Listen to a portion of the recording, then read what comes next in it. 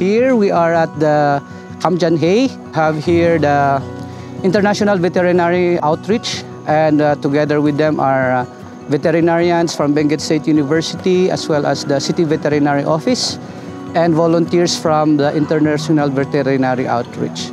So we are here to promote wellness and welfare of working equids here in Camp John Hay as well. I'm Dr. Richard Dumapis. I'm the director of the Veterinary Teaching Hospital at Benguet State University as well as Extension Coordinator. So this is the second year of the program and we are lucky to partner with the IVO.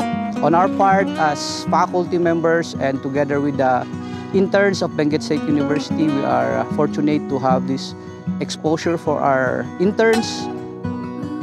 Russell Antonio from Ilagan, Isabela, and nag-aaral ako sa Benguet State University College of Veterinary Medicine and 5th year student and junior clinician. Maganda pa sa kanila, pag nagtatanong kami sa kanila, ini-explain talaga nila, which is mas naiintindihan namin since actual case na siya, patient, ganyan, andyan na, compare sa hindi ka naman inano yung sa classroom, pero at least meron na kaming basis like theories sa classroom. Then dito is ina-apply na namin siya.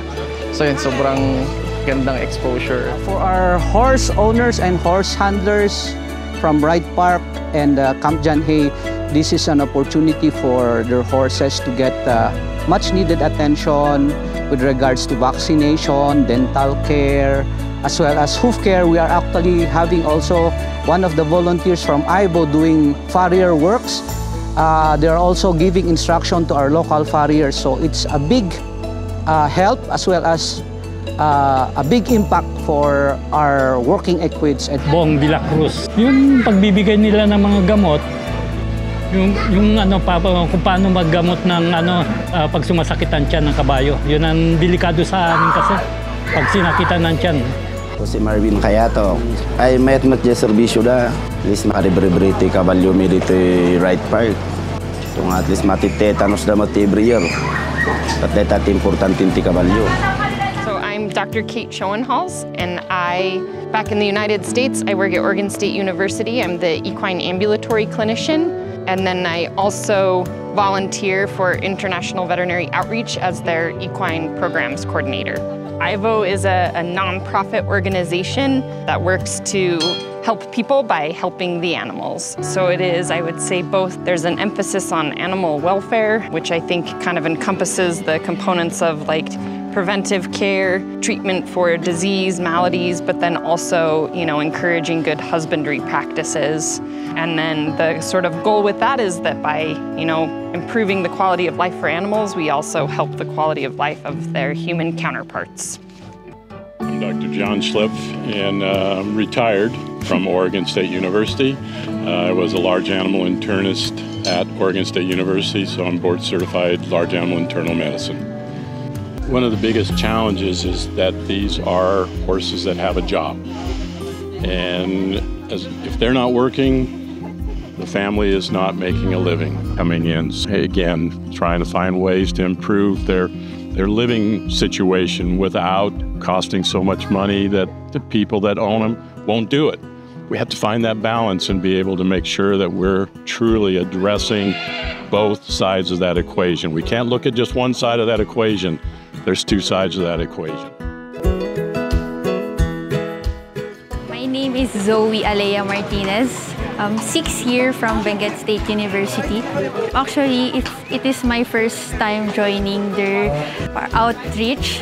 So for me, it was really a fun and fulfilling experience. Knowing na as someone na need mag-explore if what field after graduation ang iti-take. So it was my new experience po, yung mag-handle ng horses, how to take vital signs, mag-physical exam. Since hindi talaga namin siya nagagawa during theoretical experience. Pag magpupurga ka ng kabayo, bibili ka pa ng gamot. Kailangan mong magkuhan ng vet, ganun. Rekomenda niya yung gamot. Ganun.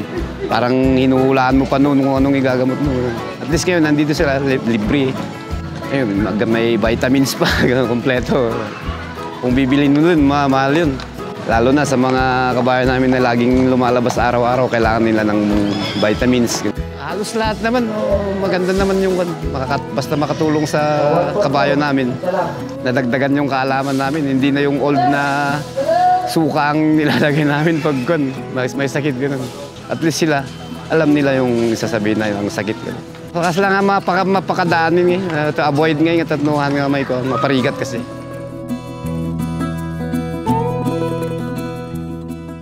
Hello, I'm Dr. Hinden Lumaang from the City Veterinary and Agriculture Office of Baguio.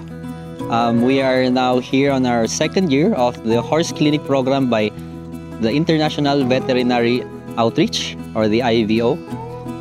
We are very thankful in behalf of the office. We are very thankful for IVO for the learnings that they have imparted us and everything equine related. Us from the City Vet office and also the Pony Boys from Wright Park and Camp John Hay are very much thankful for their efforts of coming here, and we hope that this partnership would last a long time. We hope to see them again next year. Once again, thank you very much. Thank you, IVO. Thank you, IBO. Thank you, IBO. Thank you, IBO.